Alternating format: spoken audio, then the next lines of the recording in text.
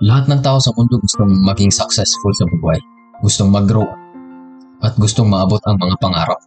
Gustong maabot ang kanilang ultimate goal. But the question is, alam mo na ba kung ano ang pangarap mo? Alam mo na ba kung ano ang gusto mong maging? Alam mo na ba ang ultimate goal mo? Alam mo, yan ang problema sa karamihan kung bakit hindi sila nagtatagumpay sa buhay. Yan ay dahil hindi nila alam kung saan sila patungo.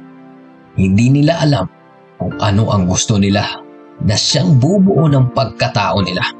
Yung goal na kapag naabot nila ay siyang kukumpleto sa buhay nila.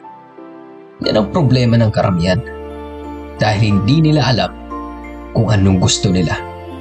Kaya hindi nila nakikita ang future na gusto nilang maging. Halimbawa, nasa barko ka, palutang-lutang sa gitna ng dagat, at alam mo kung anong lugar nakalutang ang sinasakyan mong barko. But the problem is, kaya pala nakalutang lang ang barko at hindi tumatakbo dahil hindi mo alam kung saan ka pupunta. Hindi mo alam kung saan ka tutungo. Same thing sa buhay ng tao.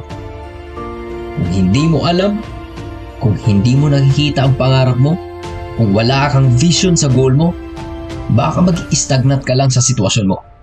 Palutang-lutang lang. Hindi alam kung saan tutungo.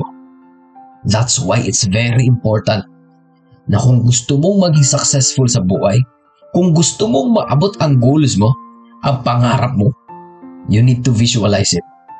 You need to keep on imagining that goal, that dream. You need to feel that feeling of having what you want and who you want to be in order for you to establish some plans and execute it. Lahat ng mga successful na tao, hindi sila naging successful kung hindi nila na-visualize ang gusto nilang maabot. They keep on imagining it hanggang sa maging klaro, hanggang sa naging malinaw sa kanila ang ideas nila, plus ginawa ng action, plus consistency. Kaya, boom! That's it. Alam ko madaling sabihin at talagang mahirap yan gawin. Pero ikaw ba naman, nakikita mo na yung gusto mo, malinaw at klaro na sa'yo ang goals mo, papalagpasin mo pa ba?